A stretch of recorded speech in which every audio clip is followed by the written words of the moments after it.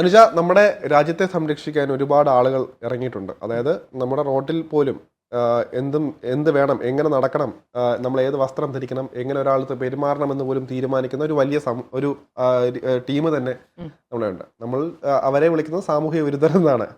അതിന് കാരണം അവർ ചെയ്യുന്ന പ്രവർത്തികൾ, അതായത് പോലീസിങ്, അതായത് സദാചാര പോലീസായിട്ട് അവർ മാറുന്നു.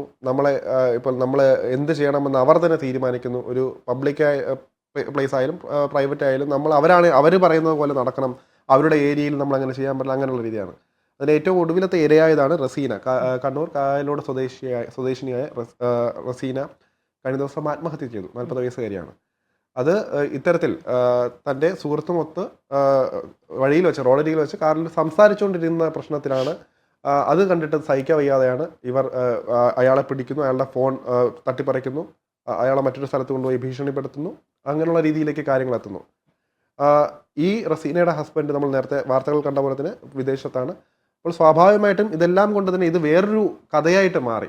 നമുക്കറിയാം, ഇങ്ങനത്തെ ഒരു വാർത്ത അല്ലെങ്കിൽ ഇങ്ങനത്തെ ഒരു കാര്യം ആദ്യമായിട്ട് കേൾക്കുമ്പോൾ അത് പല രീതിയിൽ അതിന് വ്യാഖ്യാനിക്കപ്പെടാം. എന്താണ് അവിടെ സംഭവം എന്നറിയില്ല. അപ്പോൾ ഓരോരുത്തരും പറഞ്ഞു വരുമ്പോൾ യഥാർത്ഥ സംഭവമായിട്ട് ഒരു ബന്ധവുമില്ലാത്ത കാര്യമായിരിക്കും പറഞ്ഞു വന്ന് തീരുന്നത്. അപ്പോൾ ഇത് ആ രീതിയിലേക്ക് എത്തി ലാസ്റ്റ് പാപഭാരം താങ്ങാനാകാതെ അങ്ങനെ ഒരു ചിന്ത വന്ന് ആത്മഹത്യ ചെയ്യുകയായിരുന്നു റസീന. അപ്പോൾ ഇവിടെ നമ്മൾ മനസ്സിലാക്കേണ്ട ഒരു കാര്യം, സമൂഹം നമ്മൾ എങ്ങനെ വേണം നിയന്ത്രിക്കുന്നത്. നമുക്ക് കുറേ പരിമിതികളുണ്ട്. ഇപ്പോഴും നമുക്ക് സ്വന്തമായിട്ട് തീരുമാനിക്കാൻ ഇപ്പോഴും എന്നാലോചിച്ചോ, കേരളം പോലൊരു സംസ്ഥാനത്ത് നമുക്ക് പൂർണ്ണ സ്വാതന്ത്ര്യം ഉണ്ടായിട്ട് പോലും ഇത്തരത്തിലുള്ള ആളുകളാണ് തീരുമാനിക്കുന്നത് നമ്മൾ എന്ത് ചെയ്യണമെന്ന് പോലും. ഇതൊരു വലിയ പ്രശ്നമായിട്ട് ഇപ്പോഴും ഈ 2025 മാറിക്കൊണ്ടിരിക്കുന്ന ഒരു വിഷമകരമായിട്ടൊരു കാര്യം കൂടി നോക്കൂ ശരത്, ഇതിനകത്ത് പ്രധാനമായിട്ടും ഞാൻ ആദ്യ പ്രതികളുടെ പേരൊന്ന് വായിക്കാം. പറമ്പായ സ്വദേശികളായ മുബഷീർ, ഫൈസൽ, റഫ്നാസ്. ഈ 3 പേരെയും പേര് പറയുകയും ഇവരുടെ ചിത്രങ്ങൾ കാണിക്കുകയും ഇവരെ പോലുള്ള സാമൂഹിക ദ്രോഹികളെ അഡ്രസ്സ് ചെയ്യപ്പെടുകയും വേണം. SDP ഇതിനെയൊക്കെ എതിർത്തിട്ടുണ്ട്. മാത്രമല്ല കണ്ണൂരാണ്, മലബാർ ഏരിയയാണ്. ഈ മലബാർ ഏരിയയിലൊക്കെ SDP-ക്ക് കൃത്യമായിട്ടുള്ളൊരു എന്താ പറയുക വേരുകളുള്ള മണ്ണാണ് മലബാർ ഏരിയ, ഞാൻ മനസ്സിലാക്കുന്നത് ശരിയാണെങ്കിൽ. അപ്പോൾ ഇങ്ങനെ ഒരു പ്രദേശത്ത് ഞാൻ മലപ്പുറത്ത് ഒരു 2 വർഷത്തിലധികം താമസിക്കുകയും വയനാട് 1 വർഷത്തിലധികം ഫെലോഷിപ്പിൻ്റെയും PGയുടെയും ഭാഗമായിട്ടൊക്കെ മലബാർ ഏരിയയിൽ ഒരു 6-7 വർഷത്തോളം താമസിച്ച് പഠിച്ച് അവിടെ ജോലി ചെയ്ത കൂടി ഒരു വ്യക്തിയാണ്. അപ്പം ഞാനൊരിക്കൽ സദാചാര ആക്രമണത്തിന് ഇരയായിട്ടുള്ള ഒരാളാണ്. അതായത് സാമൂഹിക സദാചാരം ഇവരുടെ കുത്തകയാവുന്നൊരു കാര്യമുണ്ട്. ഒരിക്കൽ ഞങ്ങളൊരു 6-7 പെൺകുട്ടികളും PGക്ക് പഠിക്കുന്ന സമയത്താണ്, 6-7 പെൺകുട്ടികളും ഒരു ആൺകുട്ടിയും കൂടി പബ്ലിക് റോഡിൽ ബസ് കാത്തു നിൽക്കുന്ന സമയത്ത് സെൽഫി എടുത്തത് ആണിൻ്റെ കൂടെ, ഒരു ആണേ ഉള്ളൂ, ഞങ്ങളുടെ ക്ലാസ്മേറ്റ് ആണ്. ഞങ്ങൾ 6-7 പെൺകുട്ടികൾ, ആണും പെണ്ണും ഒരുമിച്ച് നിൽക്കുന്നെന്ന് പറഞ്ഞ് ഈ വന്ന ഞങ്ങളുടെ കൂടെ ഉണ്ടായിരുന്ന പയ്യനെ മർദ്ദിക്കുക എന്ന് പറഞ്ഞാൽ അവനെ മർദ്ദിക്കുന്നു, ആള് കൂടുന്ന ആളുകൾ മുഴുവനോട് ഇവൻ പറയുന്നത് ആണും പെണ്ണും ഒരുമിച്ച് നിന്നു, അവർ തോന്നിയാസം കാണിച്ചു. എന്താണ് ചെയ്തത്? അവൻ്റെ കയ്യിലുള്ളൊരു ക്യാമറയിൽ ഞങ്ങൾ സെൽഫി എടുക്കണം. 6-7 പെണ്ണുങ്ങൾ ഒരു നട്ടുച്ചയ്ക്ക് എന്ത് ചെയ്യും? കൂടിപ്പോയാൽ എന്താ ചെയ്യുക? എന്ത് ചെയ്യാൻ പറ്റും? അപ്പോൾ അങ്ങനെ ഒരു കോമൺ സെൻസ് ഒന്നുമില്ലാതെ വളരെ ആട് കൂടുന്നു. അവസാനം തിരൂർ പോലീസ് എത്തുന്നു, ഇവരെ അറസ്റ്റ് ചെയ്തുകൊണ്ട് പോകുന്നു, ഞങ്ങളെ പോലീസ് സ്റ്റേഷനിൽ വിളിച്ചുകൊണ്ട് പോകുന്നു. കാര്യങ്ങൾ പറയുന്ന സമയത്തും ഇവർ സമ്മതിക്കുന്നില്ല. അവസാനം പാർട്ടി ഇടപെടുന്നു. അവസാനം എന്ത് സംഭവിച്ചു? പ്രതികളെയൊക്കെ വെറുതെ വിടുന്നു. കാര്യം നമ്മൾ അന്നേരം പഠിക്കാൻ പോകുന്ന കുട്ടികളാണ്. നമ്മളെ സംബന്ധിച്ച കേസുമായി ബന്ധപ്പെട്ട് മുന്നോട്ട് പോകാനായിട്ടുള്ള പരിമിതികളുണ്ടായിരുന്നു. ഞാൻ പറഞ്ഞത് ഇതൊരു നിത്യസംഭവമാണ് അവിടെ. എന്നാൽ പിന്നെ ഈ പറയപ്പെടുന്ന സദാചാര ആങ്ങളമാരുടെ പെണ്ണായിക്കഴിഞ്ഞാൽ ഇങ്ങനെ ആയിരിക്കണം, പെണ്ണായാൽ അന്യപുരുഷനോട് മിണ്ടാൻ പാടില്ല. ഈ അന്യപുരുഷൻ എന്ന് പറഞ്ഞാൽ ഒരു കാറിൽ ഇരുന്നോ അല്ലെ കാറിന് സമീപത്തിരുന്നോ ഒരു പബ്ലിക് റോഡിൽ നിന്ന് വർത്തമാനം പറഞ്ഞാൽ തന്നെ ഇവർക്ക് പ്രശ്നമാണ്. ഷർട്ട് കണ്ടിട്ടുണ്ടാവും, ചൂരൽ കൊണ്ട് അടിക്കുന്ന വീട്ടിൽ പൊടി എന്ന് പറഞ്ഞിട്ട്. വീട്ടിൽ പോടാന്ന് പറയുന്നത് ഞാൻ കേട്ടിട്ടില്ല ഇതുവരെ. വീട്ടിൽ പോടി എന്ന് പറയുന്നത്. നമ്മൾ നിരന്തരമായിട്ട് ഈ മലപ്പുറം ഏരിയയിൽ അല്ലെങ്കിൽ ഇവിടെയൊക്കെ സഞ്ചരിക്കുന്ന സമയത്ത് ബസ്സിൽ വെച്ചിട്ട് നമ്മളെ ദേഹത്തെ പിടിക്കുന്നവന്മാരുണ്ട്, അല്ലെങ്കിൽ നമ്മളെ എന്താ പറയുക ഏറ്റവും മോശമായ ഭാഷയിൽ നമ്മളോട് സംസാരിക്കുന്ന ആളുകൾ, ലൈംഗിക ചുവയോടെ നമ്മളോട് പെരുമാറുന്ന ആൾക്കാരൊക്കെ പബ്ലിക് ഡൊമൈനിലുണ്ട്. നമുക്ക് അവരോടൊന്നും ഈ സദാചാരാംഗളമാർക്ക് യാതൊരുവിധ പ്രശ്നവുമില്ല. അവരുടെ വസ്ത്രധാരണം അങ്ങനെയൊക്കെ പറയുമല്ലോ. അവിടെയും കുറ്റം സ്ത്രീകൾക്കാണ്. നമ്മളിങ്ങനെ പൊതിഞ്ഞു കെട്ടി നടന്നോണം, ഉറുമ്പരിക്കാതിരിക്കാൻ മുട്ടായി കവറിനകത്ത് കയറി ഇരുന്ന് കഴിഞ്ഞാൽ അത്രയും നല്ലതെന്നാണ്. അതായത് സ്ത്രീ എന്ന് പറഞ്ഞാലിനെ ഒബ്ജക്റ്റിഫൈ ചെയ്ത് ഒരു വസ്തുവായി കണ്ട് ആ വസ്തു ഒരാളുടെ കമ്മോഡിറ്റി ആണെന്ന് വിചാരിക്കുന്ന ആ ഇക്വേഷനാണ് ഇവിടെ വർക്ക് ചെയ്യുന്നത്. ഇവർ റസീന എന്ന് പറഞ്ഞ അവർ മരണപ്പെടുന്നു. അവർ കടന്നുപോയൊരു ഒന്നാലോചിക്കും, ഭർത്താവ് വിദേശത്തായ സ്ത്രീയുടെ പേരിൽ ഈ 3 സദാചാര ആങ്ങളന്മാർ വന്ന് അവർ ആ നാട്ടിൽ എന്തൊക്കെയായിരിക്കും പറഞ്ഞ് പിടിപ്പിച്ചിട്ടുണ്ടാവുക. അവരൊരു വിശ്വസ്തയായ ഭാര്യയായിരിക്കാം. ഞാൻ പറഞ്ഞ ശരത്, ഇതിൻ്റെ ഏറ്റവും എക്സ്ട്രീമിൽ നിങ്ങളൊന്ന് ആലോചിച്ച് നോക്കൂ. അവർ തമ്മിൽ അവിഹിതം ഉണ്ടെന്ന് തന്നെ വിചാരിക്കൂ. ആരാണ് ഇവർ ചോദിക്കാൻ? ആരാണ്? റസീനയുടെ കുടുംബക്കാരില്ലേ അവിടെ? അല്ലെങ്കിൽ റസീനയ്ക്ക് ഭർത്താവില്ലേ?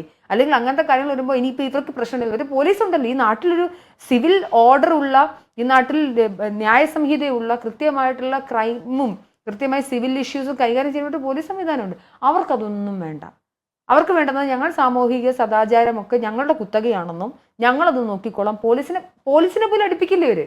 ഇത് ഇറ്റ്സ് ഗ്രൗണ്ട് റിയാലിറ്റിയാണത്. അത് ആരോട് പോയി നിങ്ങൾ വേണമെങ്കിലും, ഞാൻ പറഞ്ഞ മലപ്പുറത്തോ മലബാർ ഏരിയയിലോ കണ്ണൂരിലോ ഒക്കെ ഉള്ള ഏതെങ്കിലും ഒരു സ്ത്രീയുടെ അടുത്ത്, ഏതെങ്കിലും ഒരു കൊച്ചുകുട്ടിയുടെ അടുത്ത് പോലും പോയി നോക്കി ചോദിച്ചോളൂ, പറയും. മാത്രമല്ല ചരിത്രത്തിലെ ഏറ്റവും ഭീകരമായ ഒരു കാര്യം, ഈ വാർത്ത വന്നതിന്റെ കമന്റ് ബോക്സുകളിൽ ഈ റസീനയെ തെറി വിളിക്കുകയാണ് ആളുകൾ. അവൾ പോയിട്ടില്ലേ, അവൾ അല്ലെ, 40 വയസ്സായ സ്ത്രീക്ക് പുറത്തിറങ്ങണ്ടേ? അവർക്ക് മറ്റൊരാൾ സംസാരിക്കണ്ടേ? ഇപ്പൊ നമ്മൾ തമ്മിൽ സൗഹൃദമുണ്ട്, നമ്മൾ തമ്മിൽ വർത്താനം പറയുമ്പോൾ അതിനകത്ത്, അതായത് ആളുകൾ എന്ത് ചിന്തിക്കുന്നു അനുസരിച്ച് നമുക്ക് ജീവിക്കാൻ പറ്റുമോ? ഞാൻ പറയുന്നത് വിവാഹം കഴിച്ചിട്ടുള്ളതായിരിക്കാം, വിവാഹം കഴിക്കാത്ത വ്യക്തി ആയിക്കൊള്ളട്ടെ, അവരുടെ ഇഷ്ടാനിഷ്ടങ്ങൾക്കനുസരിച്ച് ഈ നാട്ടിൽ ന്യൂഡിറ്റി മാത്രമാണ് പബ്ലിക്കിൽ നിരോധിച്ചിട്ടുണ്ടെന്നാണ് ഞാൻ മനസ്സിലാക്കുന്നത്. അതുപോലെ ഇതിനൊക്കെ പുറമേട്ട് നമ്മൾ രാഷ്ട്രീയം കൂടെ സംസാരിക്കേണ്ടതുണ്ട്. കണ്ണൂർ പോലൊരു പ്രധാനപ്പെട്ട ഇടം, രാഷ്ട്രീയം ഏറ്റവും കൂടുതൽ കൊടികുത്തി വാഴുന്ന ഒരു കണ്ണൂർ പോലൊരു പ്രദേശത്ത്, പ്രത്യേകിച്ച് ഇടതുപക്ഷം പിണറായിയുടെ നാട്ടിൽ, അവിടെ തന്നെ നടന്നൊരു സംഭവം, അവിടെ തന്നെ FDPIയുടെ അപ്രമാദിത്വം, അത് എടുത്തു പറയേണ്ട ഒരു കാര്യമാണ്. അവരുടെ ഒരു രീതികൾ നമ്മൾ പലപ്പോഴും വിവാദപരമാണ്. നമ്മൾ ഇവിടെ ഇപ്പം രാഷ്ട്രീയ പാർട്ടികൾക്ക് അവർക്ക് അവരുടേതായ ചിന്തകളൊക്കെ പങ്കുവയ്ക്കാൻ ആവശ്യം, പക്ഷേ നമ്മളത് സമൂഹത്തിൽ വരുമ്പോൾ അത് എപ്രകാരം അത് അവരുടെ ഒരു മെസ്സേജ് വരുന്നു അതുകൂടെ നമ്മൾ നോക്കേണ്ടതുണ്ട്. ഈ പ്രതികളിൽ പ്രധാനപ്പെട്ട 2-3 പേര് തന്നെ അതിനകത്ത് നിരോധിതമായ PFI പ്രവർത്തകരായിരുന്നു എന്ന് കേട്ടിട്ടുണ്ട്. ഇപ്പോൾ ഇല്ല, അവിടെ നിന്ന് വന്നവരാണ്. മാത്രമല്ല ഇവരുടെ ആശയങ്ങൾ എപ്പോഴും നമ്മൾ നോക്കുക, ഇതിന്റെ വേര് പോകുന്നത് നേരെ താലിബാനിലേക്ക്. അപ്പോൾ താലിബാനിസമാണ് ഇവിടെ നടക്കുന്നത്. അപ്പോൾ കേരളത്തിൽ ഒരു പ്രത്യേകിച്ച് നമ്മൾ പറയുന്നു എല്ലാ കാര്യത്തിലും നമ്മൾ സമ്പൂർണ്ണ സാക്ഷരതയുണ്ട്, അതുപോലെ തന്നെ നമുക്ക് ഇവിടെ നമ്മൾ പിണറായി സർക്കാർ എന്താ പറയുന്നത്, ഇവിടെ സ്വാതന്ത്ര്യമാണ്. അപ്പോൾ ഇവിടെ നടക്കുന്നത് എന്താണ്? താലിബാനിസം തന്നെയാണ്. മാത്രമല്ല ഇതിൻ്റെയൊക്കെ മൗനാനുമതി കൊടുക്കുന്നത് ആരാണ്? അവിടെ ഇതൊക്കെ ഉള്ളതുകൊണ്ടല്ലേ ഇതൊക്കെ ഇവരെ എന്തിനാണ് ഇങ്ങനത്തെ ഈ രീതിയിൽ വളർത്തുന്നത്? അവിടെയും പ്യുവർ രാഷ്ട്രീയം തന്നെയാണ്. ഇവരെന്തുകൊണ്ട് ഇവർക്കെതിരെ സംസാരിക്കാൻ അവിടുത്തെ ഒരു രാഷ്ട്രീയ പാർട്ടിയും തയ്യാറാകാത്തത് എന്തുകൊണ്ടാണ്? അവർക്കറിയാം ഇതിന്റെ എല്ലാം അടിസ്ഥാനപരമായിട്ടും എത്തുന്നതെല്ലാം വോട്ടിലേക്ക് തന്നെയാണെന്നെല്ലാം അറിയാം. അതുകൊണ്ട് തന്നെയാണ് ഇവരെയൊക്കെ ഇങ്ങനെ വളർന്നു പോകുന്നത്. ഇതിനി തീരില്ല. നമ്മൾ പറയുകയല്ലേ, അവരുടെ ആശയങ്ങൾ കേരളത്തിൽ എത്തിക്കുന്ന ഒരു എന്താ പറയുക സന്ദേശവാഹകരായിട്ട് ഇവരെ എന്നാണ് എനിക്ക് ചോദിക്കാനുള്ളത്. എന്താ പറയാ, ഈ ഡെമോക്രാറ്റിക് പാർട്ടി എന്ന് പറയുന്നത് ഇവർക്ക് മുന്നോട്ട് വെക്കുന്ന വർഗീയ ചിന്തകൾ, അവർ വെക്കുന്ന മതരാഷ്ട്രീയം, ഇങ്ങനെ പറയുന്ന ആളുകളുടെ സൈക്കോളജി എന്താണ്? ഇവർ സമൂഹത്തിന് വേണ്ടി എന്താണ് ഉദ്ധരിച്ചു കൊടുക്കുന്ന ഒരു ചോദ്യമുണ്ട്. ഞാൻ ആ കമന്റ് ബോക്സിലേക്ക് എനിക്കത് എടുത്തു കഴിഞ്ഞു. ഞാൻ ആ കമന്റ് ബോക്സിൽ ഒരുപാട് സ്ക്രീൻഷോട്ടുകൾ ഇട്ടുകൊണ്ട് ഒരുപാട് പോസ്റ്റുകൾ, ഫേസ്ബുക്ക് പോസ്റ്റുകൾ ഉണ്ട്. എല്ലാത്തിനിടയിലും റസീനയെ കുറ്റം പറയുകയാണ്, അല്ലെങ്കിൽ റസീനയുടെ കൂടെ ഉണ്ടായിരുന്ന അവരാണ് ഇവളെ കൊന്നതെന്ന് പറയുകയാണ്. എന്ത് തെളിവിന്റെ അടിസ്ഥാനം? പോലീസ് കണ്ടെത്തിയിരിക്കുന്നത്, പോലീസിന്റെ തെളിവുകളുടെ അടിസ്ഥാനത്തിൽ പോലീസ് കണ്ടെത്തിയിരിക്കുന്നത് ഈ 3 പേരുടെ സദാചാര ഗുണ്ടായുസത്തിന്റെ ഭാഗമായിട്ടാണ്. പോലീസിൽ തന്നെ നമ്മൾ ആലോചിച്ച് നോക്കുക, അല്ലെങ്കിൽ ഭൂരിഭാഗവും റസീനയ്ക്കെതിരായിരിക്കും. നമ്മൾ ഇവിടെ തന്നെ ആലോചിച്ച് നോക്കുക, ഇവിടെ തന്നെ തിരുവനന്തപുരത്ത് ഒരു സമയം വരെ, ഞാനിവിടെ വളർന്നുകൊണ്ട് എനിക്കറിയാം, ഇവിടെ കനകക്കുന്ന് പോലെ അല്ലെങ്കിൽ മ്യൂസിയം പോലുള്ള അവിടെ ഇപ്പം കാമുകി കാമുകാരുണ്ടെങ്കിൽ അപ്പോൾ ബാക്കിൽ നിന്ന് വരും പിങ്ക് പോലീസ് വന്ന് അടിച്ച് ഓടിക്കുകയായിരിക്കും പതിവ്. ഇങ്ങനെ രീതിയിൽ അവർക്ക് ഇരിക്കാൻ പറ്റില്ല, സംസാരിക്കാൻ പറ്റില്ല. നിങ്ങൾ എന്തിനാ വീട്ടുകാരടുത്ത് പറഞ്ഞിട്ടാണ് വരുന്നത്? അങ്ങനെ ചൂരലുകൊണ്ട് അടിക്കാറുണ്ട്, അല്ലെങ്കിൽ GP കൊണ്ടുവന്ന് ക്യാമറ കൊണ്ട് ഫോൺ കൊണ്ട് കിടക്കും. ഒന്ന് ആലോചിച്ച കൂടെ ഒരു അച്ഛനും മകൾക്കും പോലും കൂടെ നടക്കാൻ പറ്റാത്തതിന്റെ പേരിൽ വനിതാ പോലീസുകാരിയെ ക്രൂശിക്കപ്പെട്ട ഒരു സ്ഥലം കൂടിയാണ് ഇവിടെ. ആലപ്പുഴയിൽ അച്ഛനും ഭാര്യയും ഭർത്താവും കൂടി ഇരുന്ന് പോലീസ് അടിക്കും.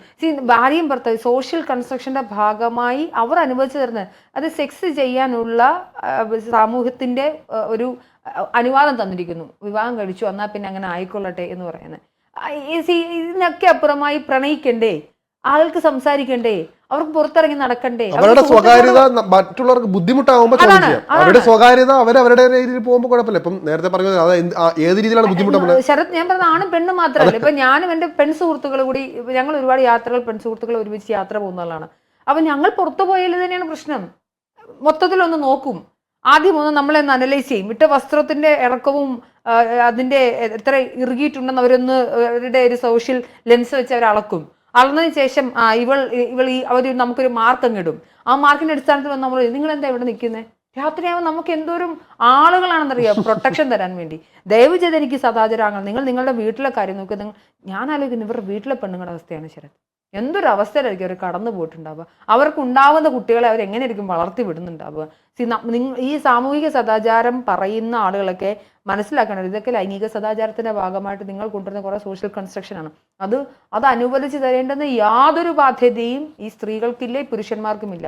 അതുകൊണ്ട് ദയവ് ചെയ്തിട്ട് നിങ്ങൾക്ക് എന്തെങ്കിലും ഇനി ഇൻ കേസ് അവിടെ എന്തെങ്കിലും പ്രശ്നങ്ങൾ ഉണ്ടെങ്കിൽ കോൾ പോലീസ്. അവിടെ നമ്മൾ അപ്പം ചെയ്യേണ്ടത് നിങ്ങളൊരു സിവിക് സെൻസ് ഉള്ള ഒരു പൗരനായി മാറുക, പോലീസിനെ വിളിക്കുക. അത് ഇങ്ങനെ പ്രശ്നമുണ്ട് സാറേ, എല്ലാവരും തമ്മിൽ വഴക്ക് പിടിക്കുകയാണ്, ഞങ്ങളത് കണ്ടു, ചിലപ്പോൾ അതൊരു പ്രശ്നത്തിലേക്ക് പോകാൻ ചാൻസ് ഉണ്ട് എന്ന് പറയുക. അതല്ലാതെ പോലീസ് എപ്പോഴും സദാചാര പോലീസിനൊപ്പം ചേർന്ന് തോളത്തും കൈയിട്ട് ബായി കളിക്കാതെ. ഞാൻ പറഞ്ഞ റസീന ജീവിച്ചിരിക്കേണ്ട ഒരാളായിരുന്നു. അവരുടെ മേലിൽ ഇങ്ങനൊരു ആക്രമണം വന്ന് അവർ അതിഭീകരമായ മാനസിക പ്രശ്നങ്ങളും ഒറ്റപ്പെടലൂടെയും കടന്നു പോയിട്ടുണ്ടാവും. അത് ആ ഒരു ഘട്ടത്തിലായിരിക്കും അവർ കൈവിട്ട് പോയി ആത്മഹത്യ ചെയ്തത്. എന്തായാലും സദാചാരത്തിന്റെ പേരിൽ മറ്റൊരു കൊലപാതകം കൂടി കേരളത്തിൽ നടന്നിരിക്കുന്നു എന്നാണ് മനസ്സിലാക്കുന്നത്.